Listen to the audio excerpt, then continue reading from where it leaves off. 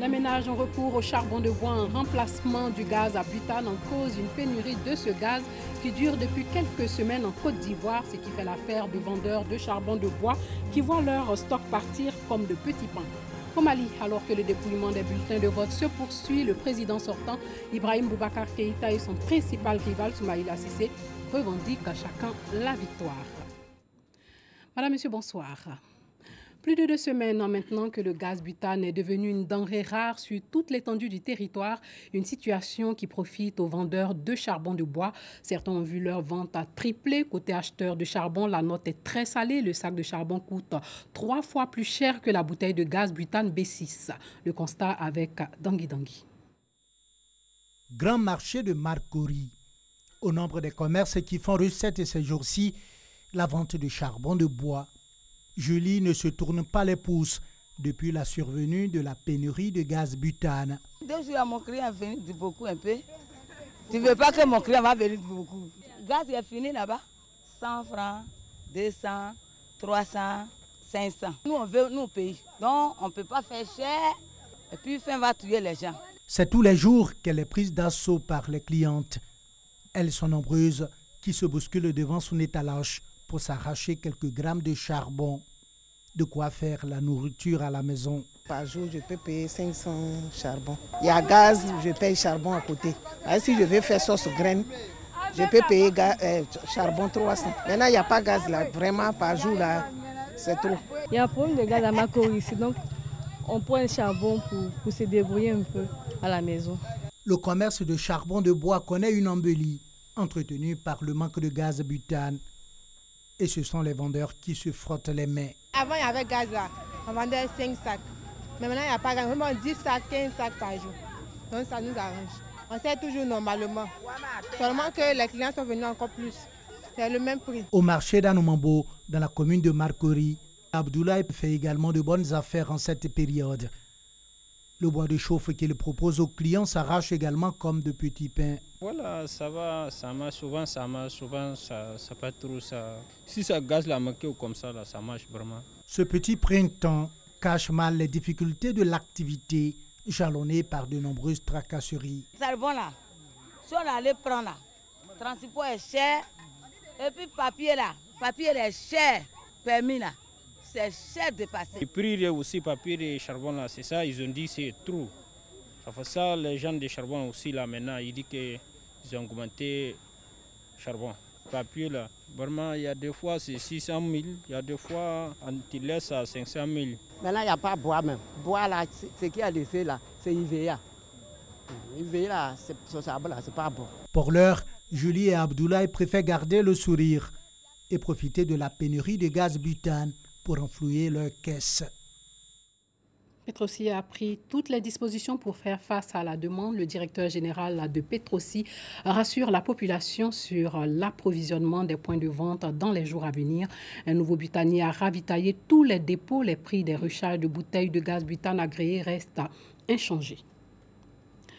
La zone de l'ouest du pays fortement arrosée selon des prévisions météorologiques pour prévenir des risques d'inondation et des pertes en vie humaine. Les autorités administratives et des leaders communautaires multiplient les opérations de sensibilisation. La consigne « Quitter les zones à risque ». Eboué nous fait le coup de la rencontre. Les mois d'août et septembre à Mans, dans la région du Tonkoui, sont synonymes de grandes saisons de pluie. Et durant ces 3 dernières années, les inondations sont récurrentes dans cette partie de la Côte d'Ivoire. En ce moment, le pic des précipitations n'est pas encore atteint. Soro Kaya Jérôme, préfet de la région du Tonkoui, préfet du département de Mans, décide d'agir en amont. En un mois, c'est la 2e réunion de sensibilisation des populations qui est organisée. Chefs coutumiers, leaders religieux et communautaires, ministère en charge de la santé, de la solidarité, de la construction, forces de défense et de sécurité, société civile, organisation des femmes et des jeunes, tous présents pour écouter le message. D'après la météo, la région de l'Ouest ne sera pas épargnée cette année. Il faut qu'on prenne le taureau par les cornes. Notre rôle, c'est de sensibiliser. Notre rôle, c'est de prévenir. La première réunion, nous l'avons tenue. On a apporté les conseils qu'il faut.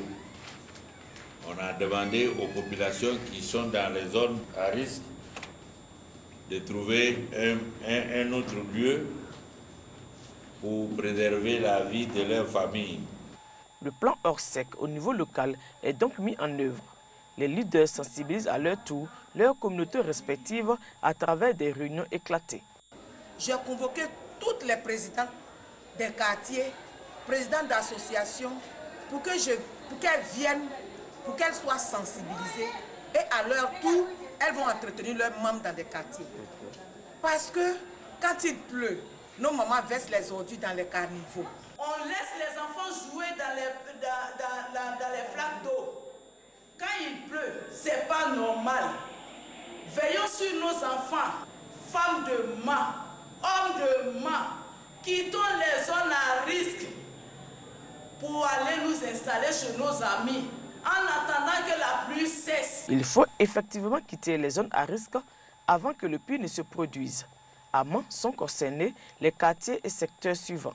Blocos si tu veux, Cancer Abattoir, Dioulabougou Salgbé, quartier Sari près du pont, quartier Kennedy route Glonglin, quartier Air France, les quartiers situés sur les flancs des montagnes. Certains résidents font encore la sourde oreille, comme ici au quartier Kennedy route Glonglin. Sori était un habitant de ce quartier que nous avons interrogé l'année passée au cours d'un reportage sur les inondations à cette même période. Ce qui a fait que vraiment on n'a pas encore parti, on n'a pas une place, on n'a pas un coin où il faut aller. C'est ça qui a fait que vraiment on est encore là. Un an après, il vit toujours là malgré la menace. On est ici aujourd'hui sur le manquant de moyens. On ne sait pas, on demande au gouvernement, vraiment le gouvernement il nous aider. Il pourrait trouver un coin pour nous. Comme Sori, la plupart des habitants des sites à risque affirment vouloir partir mais manquent de moyens. Ça n'a pas de maison ailleurs, on ne peut pas aller. On va sortir comme ça aussi. Il faut qu'on achète une maison d'avant qu'on va sortir. Nous remplissons toute la cour. On sait que c'est dangereux, mais on ne sait pas où partir. On n'a pas les moyens. Tout compte fait, il vaut mieux prévenir que guérir. Il faut évacuer maintenant et aller sur les sites d'accueil identifiés. En attendant d'accomplir les rites du Hajj du 19 au 24 août prochain, les pèlerins ivoiriens arrivés en Arabie Saoudite visitent les sites touristiques de l'islam. Ils sont à Médine et ont visité la mosquée de Kouba et de Kiblatéine. Les pèlerins ont aussi fait un tour sur les montagnes de Ouhoud. Moussa Konaté a visité ces lieux avec les pèlerins. C'est la première mosquée construite par le prophète Mohammed, prophète de l'islam. La mosquée Kouba à Médine, prise d'assaut par les candidats au Hajj venus du monde entier. Les pèlerins ivoiriens profitent de leur séjour dans la ville pour découvrir ce lieu de culte. Une mosquée basée et fondée sur la piété.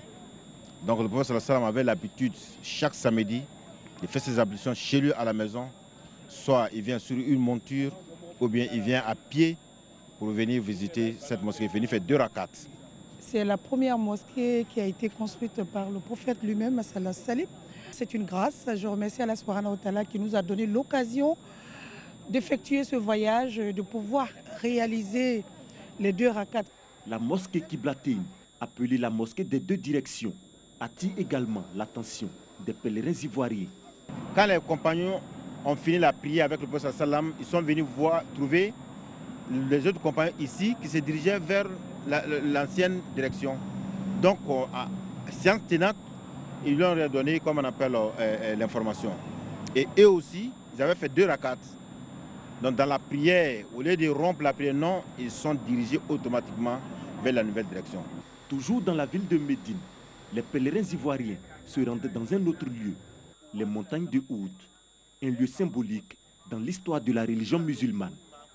Pour ne pas désobéir, ceux qui sont vos guides, ceux qui sont devant vous, donc on vient les montrer de ne pas désobéir et puis de rester soudés dans le rang musulman. J'ai prie Dieu que tous les musulmans du monde entier puissent avoir ce bonheur. La visite de ces différents sites historiques de l'islam met ainsi fin aux activités des pèlerins ivoiriens à Médine. Dans quelques jours, cap sera mis sur la ville de la Mecque pour d'autres actions liées au Hajj. Le dépouillement des bulletins de vote se poursuit au Mali après l'élection présidentielle de dimanche. Pendant ce temps, le président sortant Ibrahim Boubacar Keïta et le chef de l'opposition Soumaïla Cissé revendiquent la victoire. Selon la loi électorale, seul le ministère de l'administration territoriale totalise les résultats des procès-verbaux. Dans l'attente des résultats du scrutin présidentiel malien qui s'est déroulé le dimanche 29 juillet, les camps des deux principaux candidats se disputent la première place. Au lendemain du premier tour, le camp du président sortant Ibrahim Boubacar Keïta s'annonçait déjà largement en tête selon des chiffres qu'il dit avoir en sa possession. Selon les premiers résultats issus du système de centralisation de l'Alliance EPM, la tendance générale indique que le candidat Ibrahim Boubacar Keïta arrive largement en tête. Toutefois, la loi électorale interdisant de diffuser des résultats, l'Alliance EPM attend avec sérénité les résultats officiels qui devraient être prochainement communiqués par les autorités compétentes. Face à la proclamation de la victoire du candidat Ibeka, la riposte de l'opposition ne s'est pas fait attendre. Dans le camp de Soumaïla Cissé, chef de file des opposants, on parle plutôt d'une corrida et d'un éventuel second tour. Nous avons notre propre centre de compilation des résultats. Et nous sommes en mesure de vous dire aujourd'hui qu'il y aura un deuxième tour de cette élection présidentielle entre Soumaïla Cissé et Ibrahim Boubacar Keïta. Une contestation qui s'étend même au déroulement du scrutin. Un scrutin pourtant qualifié de crédible, autant par les observateurs internationaux que par le camp de la majorité au pouvoir. L'Alliance Ensemble pour le Mali déplore le fait que dans certaines localités du pays, nos compatriotes n'aient pas pu voter. Cela dit, selon le gouvernement, il s'agit d'un nombre limité qui représente environ 3,11% du nombre global de bureaux de vote. Ce qui n'entache donc pas la légitimité des résultats qui seront annoncés au niveau national. Les premiers résultats nous ont permis de constater des bourrages d'urnes dans plusieurs localités du nord du pays. Bien entendu, nous contestons à l'avance ces résultats. Plus de 8 millions d'électeurs ont été convoqués aux urnes, soit pour reconduire le président Ibrahim Boubacar Keïta, ou lui trouver un successeur parmi les 23 autres candidats, dont Soumaïla Cissé, son challenger de 2013. Les résultats officiels provisoires de ce scrutin sont attendus pour le vendredi 3 août prochain. Même scénario au Zimbabwe, l'opposition revendique la victoire de son candidat dès le premier tour de la présidentielle face au chef de l'État sortant, Emmerson Mnangagwa. De son côté, le président Mnangagwa s'est dit confiant de remporter les élections. Le gouvernement menace même de poursuite l'opposition. Fin de visite des sites devant abriter la Coupe d'Afrique des Nations 2021 pour les inspecteurs de la Confédération africaine de football. Ils ont fait le point de leur visite au ministre des Sports. Fini. Ce lundi 30 juillet 2018, la mission des experts de la Confédération africaine de football CAF qui séjournaient dans notre pays depuis le 23 juillet 2018. Objectif de ce déplacement, se faire une idée assez claire et nette des infrastructures déjà existantes ou celles qui sont en voie de construction pour abriter la CAN 2021. La délégation conduite par le Nigérian Samson Adanou, accompagné de Fekese Lambert, président du COCAN, et d'Augustin Sidi Diallo, président de la Fédération ivoirienne de football, avant de quitter la Côte d'Ivoire, a tenu à faire le point au nouveau locataire du ministère des Sports, dans Opaulin.